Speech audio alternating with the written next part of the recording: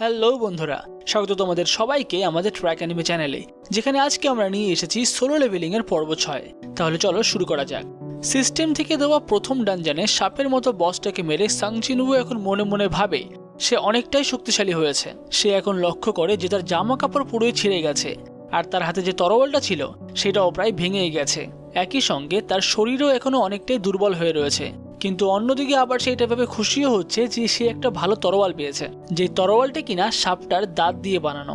আর এখন সে তার সিস্টেমে এটাও লক্ষ্য করে যে তার অ্যাটাক প্রায় দ্বিগুণ হয়ে গেছে, এবং সে নতুন একটা এফেক্টও পেয়েছে যেটার নাম হলো প্যারালাইজ। কিন্তু সব থেকে অদ্ভুত জিনিস হলো যে সাপের বিষের থলিটা সে পেয়েছে, সে সেটাকে কিভাবে ব্যবহার করবে এখনো বুঝতে পারছে না। তাই সে সেটাকে আপাতত সিস্টেমের মধ্যেই রেখে দেয়।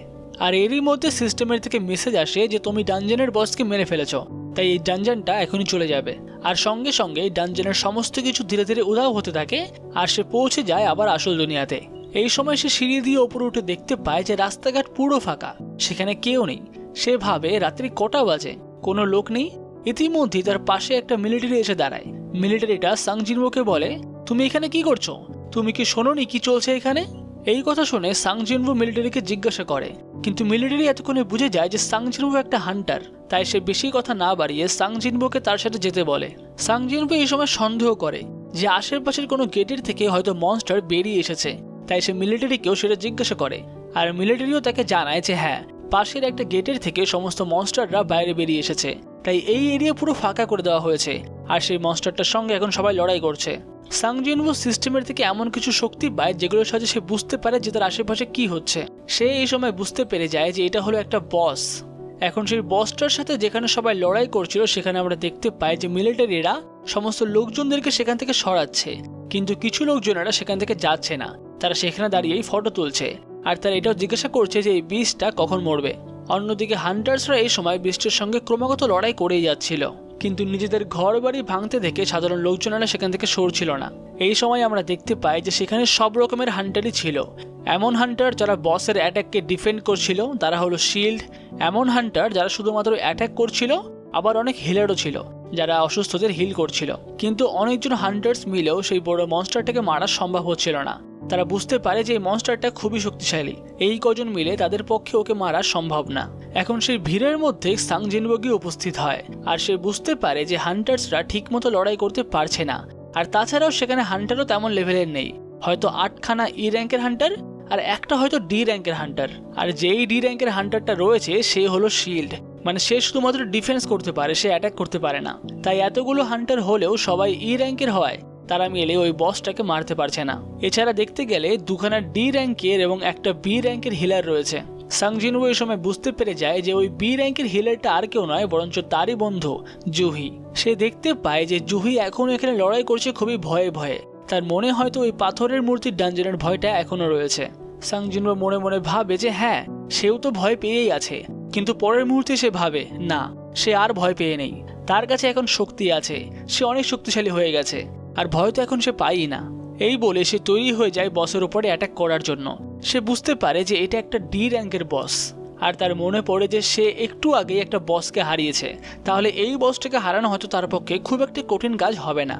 সে এই সময় পুরো প্রস্তুত হয়ে যায়, আর এক অ্যাটাকেই সেই বসটার সমস্ত পাথরগুলো ভেঙে ফেলার টার্গেট নেয়। এই সময় সে তার হাতে থাকা ভাঙা তরোয়ালটাকে বিশাল জোরে সেই বসটার দিকে ছুঁড়ে মারে। অন্যদিকে আমরা দেখতে পাই যে হান্টার্সরা আলোচনা করছিল, যদি এইরকমই চলতে থাকে তাহলে আমরা সবাই মরে যাব। অন্যদিকে জুহি এই সময় ভাবে তার পক্ষে আর বেশিক্ষণ হিল করা সম্ভব না, কারণ তার পাওয়ারও শেষ হয়ে আসছে। কিন্তু এই সময় সবাই হঠাৎই লক্ষ্য করে যে তাদের অ্যাটাক সেই মনস্টারটার উপরে কাজ করা শুরু করেছে, যার পরে সবাই মিলে সেই মনস্টারটার উপরে আরো শক্তিশালী অ্যাটাক করতে থাকে। আর এইবারে সেই মনস্টারটাকে তারা সবাই মিলে হারিয়ে দেয়। কিন্তু এই সময় ওখানকার ডি র্যাঙ্কের হান্টারটা মনে মনে ভাবে এতক্ষণ তো কোনো অ্যাটাকই কাজ করছিল না, কিন্তু হঠাৎ করে এরকম হলো কি করে। সে একটু আগে লক্ষ্য করেছিল যে পেছন দিক থেকে একটা তরোয়াল উড়ে সেদিকে এসছে, আর সে সেটা থেকেই মনে মনে ভাবে তাহলে এই তরোয়ালটাতেই কি বসটা মরলো। সে এটা ভাবে ঠিকই, কিন্তু একই সঙ্গে তার আবার এটা বিশ্বাসও হয় না, কেননা এতগুলো হান্টার মিলে যে মনস্টারটাকে একটা ছোঁয়াও লাগাতে পারছিল না, একটা ভাঙা তরোয়ালের মারাতে সে কি করে মরে যাবে। তাই এই সময় সে তরোয়ালটাকে তোলে, আর পিছনের একটা মিলিটারিকে জিজ্ঞাসা করে যে তুমি কি দেখেছো এই ভাঙা তরোয়ালটা পিছন থেকে কে ছুড়লো। এই সময় মিলিটারিটারও মনে পড়ে যায় যে এই ভাঙা তরোয়ালটা সাং জিনওোর হাতে ছিল, কিন্তু সে তো আর সাং জিনওোকে চেনে না। তাই সে পেছনে ঘুরে সাং জিনবোকে দেখাতে যায়, কিন্তু সাং জিনবো ততক্ষণে সেখান থেকে চলে যায়, যার ফলে ওই ডি র্যাঙ্কের হান্টারটার পক্ষে সাং জিনবোর মুখ দেখা আর সম্ভব হয় না। কিন্তু সে মনে মনেই ভাবতে থাকে ওটা কে ছিল, ওটা কি কোনো হাই র্যাঙ্কের হান্টার ছিল? অন্যদিকে সাং জিনবো এখন মনে মনেই ভাবতে থাকে ওই মনস্টারটাকে আমি মেরে ফেলতে পারবো এটুকু আমি বুঝতে পেরেছিলাম ঠিকই, কিন্তু একটা শটেই মরে যাবে এটা আমি আশা করিনি। আর এখন আমরা সিস্টেমের মধ্যে সাং জিনবোর স্ট্যাটসগুলো দেখতে পাই, যার লেভেল ছিল 18, ফ্যাটিগ 72 মানে দুর্বলতা, আর যার হেলথ পাওয়ার ছিল 2220, আর যেটা এমপি ছিল সেটা হচ্ছে তার মানা পাওয়ার। পরের দিন সকালে আমরা সাং জিনবোকে দেখতে পাই হসপিটালের রুমে, যেখানে সে এখন সিট আপস করছিল। আর যেহেতু সাং জিনবো এখন ডেলি বডি ওয়ার্কআউট করছে, তাই এই সময় তার বডি অনেকটাই ভালো হয়ে গেছে, তার 6 প্যাক অ্যাবসও বেরিয়ে এসছে, একই সঙ্গে তার বাইসেপ আর চেস্টও অনেক ভালো হয়ে গেছে। এই সময় একটা নার্স তাকে ডাকতে আসে, আর সে সাং জিনবোকে এইভাবে খালি গায়ে দেখে চমকে যায়। সেই নার্স এই সময় মনে মনে ভাবতে থাকে এই পেশেন্টটা তো আগে এরকম ছিল না, সে হঠাৎ এরকম কি করে হয়ে গেল। এরপরে সাং জিনবো একটা জামা পরলে নার্সটা তাকে বলে আজকেই তোমার ছুটি হয়ে যাবে, বাই দ্য ওয়ে আমি কি তোমার নাম্বারটা পেতে পারি? এই সময় সাং জিনবো বুঝতে পারে না যে নার্সটা তার কাছে তার নাম্বার কেন চাইছে। সে ভাবে হয়তো হসপিটালের কোনো ডকুমেন্ট তাকে পরে পাঠানো হবে সেই কারণে, তাই সে সেই নার্সের ফোনে তার নাম্বারটা দিয়ে দেয়। এর পরের দিন আমরা সাং জিনবোর বাড়ি দেখতে পাই, যেখানে তার বোন এই সময় তৈরি হয়ে বেরোচ্ছিল স্কুলের জন্য। আর এই সময় জিনবোর ঘুম ভাঙে, সে বেরিয়ে এসে তার বোনকে বলে জিনা স্কুলে যাচ্ছ নাকি? যার উত্তরে জিনা তাকে বলে বাহ তুমি এত তাড়াতাড়ি উঠেও গেলে।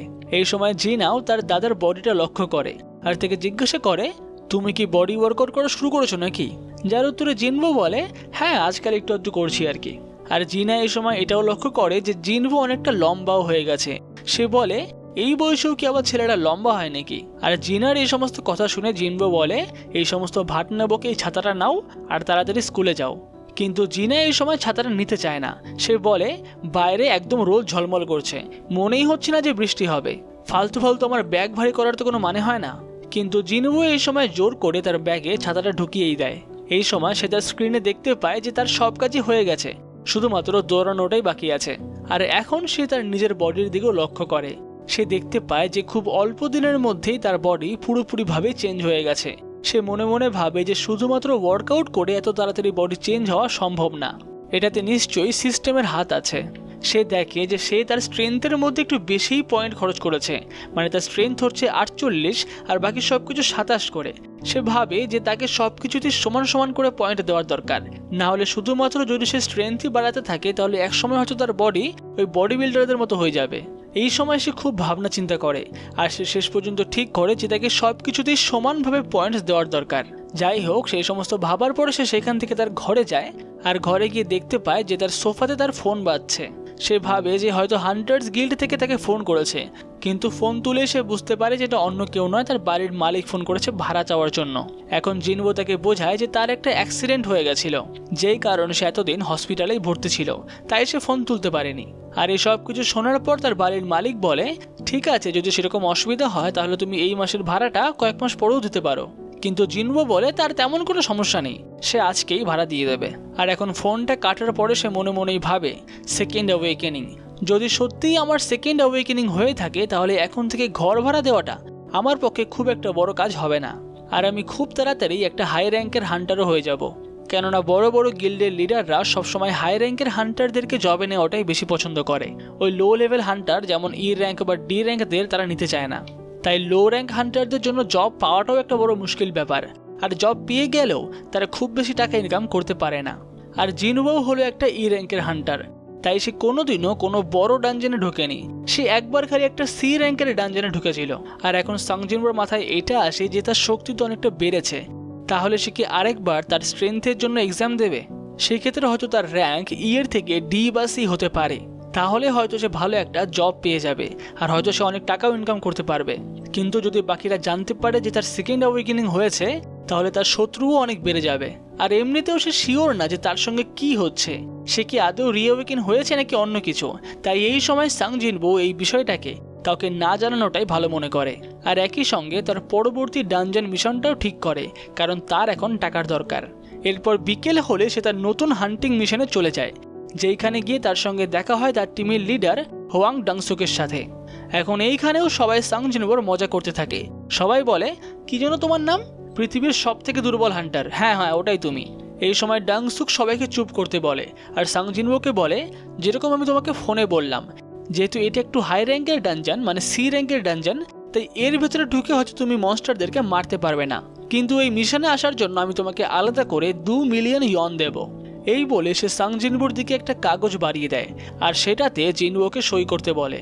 এই সময় সাং জিনবো পুরো টিমটার দিকে তাকিয়ে দেখে যে তাদের মধ্যে 5 জন হয়তো সি র্যাঙ্কের আর 4 জন হয়তো ডি র্যাঙ্কের। এই সময় তার মনে পড়ে যে ডানজেনে ঢোকার জন্য কিছু নিয়ম হয়। যদি একটা সি র্যাঙ্কের ডানজেন হয় তাহলে সেই ডানজেনে মিনিমাম 10 জনকে যেতে হবে, তার মধ্যে অর্ধেক লোককে অর্থাৎ 5 জনকে মিনিমাম সি র্যাঙ্কের ওপরে হতে হবে। এগুলোই হলো ডানজেনে প্রবেশ করার নিয়ম। আর তাদের কাছে এই সময় 9 জন রয়েছে আর 9 জন মিলেই হয়তো ডানজেনের মিশনটা কমপ্লিট হয়ে যাবে, কিন্তু 10 জন ছাড়া যেহেতু ডানজেনে ঢোকা যায় না, তাই আমাকে শুধুমাত্র তারা টিম ফিল করার জন্যই নিয়েছে। সাং জিনবো এই সমস্ত কিছু ভাবতে ভাবতেই পাশের থেকে একটা ছেলে বেরিয়ে আসে আর সাং জিনবোকে বলে, হেই, আমিও তোমার মতোই, আমিও শুধুমাত্র টিম পুরো করার জন্যই এখানে রয়েছি, আমারও তেমন কোনো কাজ নেই। এখন সেই ছেলেটা তার নাম জানায় ইয়ো জিনো আর তার বয়স নাকি 22 বছর। সে একটা ডি র্যাঙ্কের হান্টার, কিন্তু তাকে দেখে সাং জিনবোর এই সময় একটুও পছন্দ হয় না, কেননা সে একটা ডি র্যাঙ্কের হান্টার হওয়া সত্ত্বেও তার কাছে ভালো ভালো কবজ এবং অস্ত্র থাকে, মানে অনেক দামি দামি আর কি। যেটা দেখে জিনবো ভাবে ওর বাবার কি বড় ব্যবসা আছে নাকি। এখন সাং জিনবো সেই কাগজটাতে সই করে ডাংসুককে জিজ্ঞাসা করে, তাহলে আমাকে করতেটা কি হবে? যার উত্তরে ডাংসুক বলে, তেমন কিছু না, তুমি শুধুমাত্র আমাদের এই অস্ত্রের ব্যাগগুলোকে নিয়ে চলো তাহলেই হবে। এই সময় সাং জিনবো ডংসুককে আরও একটা প্রশ্ন জিজ্ঞাসা করে, এই টিমে কি কোনো হিলার নেই? যার উত্তরে ডংসুক হেসে বলে, না না, আমরা আমাদের টিমে আগে করে কোনো হিলারকে রাখি না, এভাবেই চলছে। কিন্তু তার এই কথাটা সাং জিনবোর একদমই ভালো লাগে না। সেই সময় পরে যে কন্ট্রাক্টের মধ্যে লেখা ছিল ডানজেনের ভিতরে যদি কিছু হয় তাহলে তার জন্য টিম দায়ী থাকবে না, আর এটার সাথে হিলারও নিচ্ছে না। যাই হোক, এইভাবেই তারা এখন ধীরে ধীরে ডানজেনের ভিতর প্রবেশ করে। আর এই সময় ওই জিনো নামের ছেলেটা সাং জিনবোকে বলে, তুমি কোনো চাপ নিও না, আমি তোমাকে রক্ষা করব। যেটা শুনে সাং জিনবো মনে মনে ভাবে, এ আবার আমাকে কি রক্ষা করবে। আর এখানেই শেষ হয় সোলো লেভেলিং এর পর্ব 6। পুরো পর্বটা তোমাদের কেমন লাগলো সেটা আমাদেরকে কমেন্ট করে অবশ্যই জানিও। আর পরবর্তী পর্ব খুব তাড়াতাড়ি আসবে, তাই চ্যানেলটাকে অবশ্যই সাবস্ক্রাইব করে রেখো।